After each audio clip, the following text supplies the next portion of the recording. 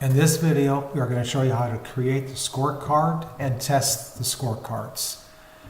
So we go to golfgenius.com. We sign in, upper right hand corner.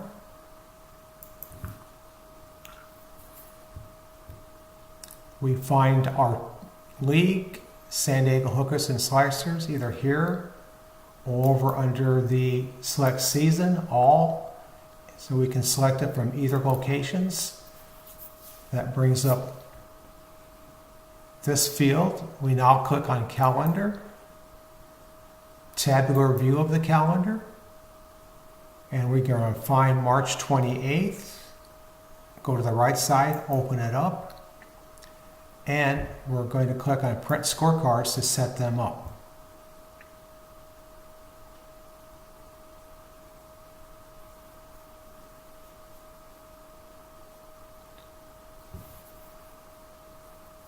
It's now loading the scorecard template.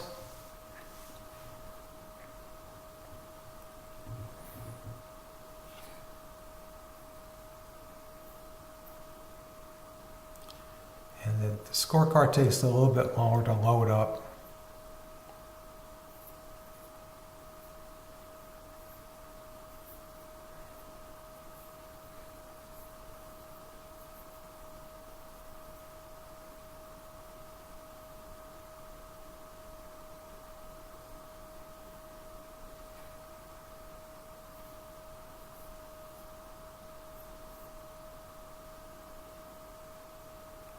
Okay, it's now loaded.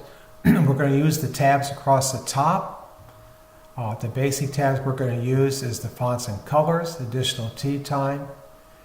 So we'll start with fonts and colors. What we need to do is get rid of the colors from last month and put in the colors that are proper for this tournament for the par 3s. To do that, we're going to click down the old yellow box, click shift, go all the way to the right, find the last one, click shift. We're going to change that background color to white. Click on the box, click on white.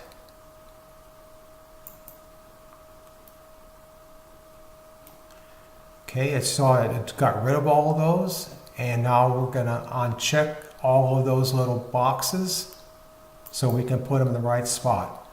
Now we're going to go back. We want to put them in the first par 3 is hole 2. Click on 2, hold the shift key down, bottom player. Hole 8, shift key down, bottom player. Hole 12, shift key down, bottom player. And hole 15, shift key down, bottom player. So you lift it up to start and click it down. Go back to background color, click on yellow. It's now in there. This little field, background opacity, you can make it darker or lighter by going left to right. Okay, we have the right ones in there now, so we're going to click save and save that yellow marking where it belongs. You notice the scorecard has the starting hole, the name of the tournament, and the players in that. Now we go to additional info and tee times. And here, what we need to do is in the bottom field here is type in who picks up closest to the team. So team 7 pick up hole 2, 8, and 15, and team 4 pick up hole 12. So that's all set, and we click save, and we have the instructions who picks up what. Now we want to do a preview of it. You notice we have the scores at the bottom. If we do a preview, it's going to show us about the first 5 cards. Okay, and you can scroll down and see all the cards. It shows the handicap strokes. It will not show handicap strokes for the draw. If we had a guest player, we would not put the draw in or the blind until after we print the cards. Then after we print the cards in the charts for the cards, then we go back and enter the blind for that guest and print up nothing. It'll be already printed up. And we do that so that the guest come in and will have his name on the card and on the card sign rather than not. So the next step is you do save and print. And in Scorecards, you're going to print 2 per sheet. In other words, we want 2 copies of everything. So it's thinking, it's getting our things ready to go. You can also, once this PDF is done, you can actually use it as a preview and you can see all the teams. And it also prints up 1 blank one with no names on for it, just in case you need to, you have maybe some major changes on Wednesday morning. That way you have a scorecard with all the right stuff in there. You click on download PDF, just like we learned in how to print. Except for this guy is going to be for a scorecard. And you can see they're all there. You can see the starting home changes to 13, to 12, and so forth. And then you see we have the extra card that's being printed. At this point, if you're ready, you just go ahead and click print and print it up 2 copies. So I'm not going to print right now in case there's some changes Tuesday morning. So I get rid of that. We go to the back. So we now did the scorecards. And we click on rounds.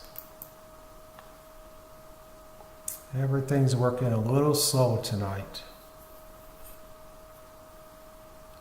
which makes the video longer.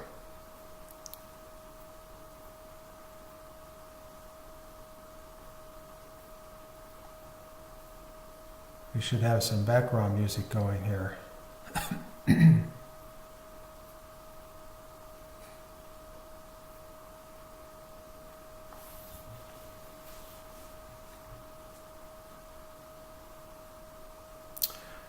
I'm guessing that Golf Genius might be doing some maintenance work.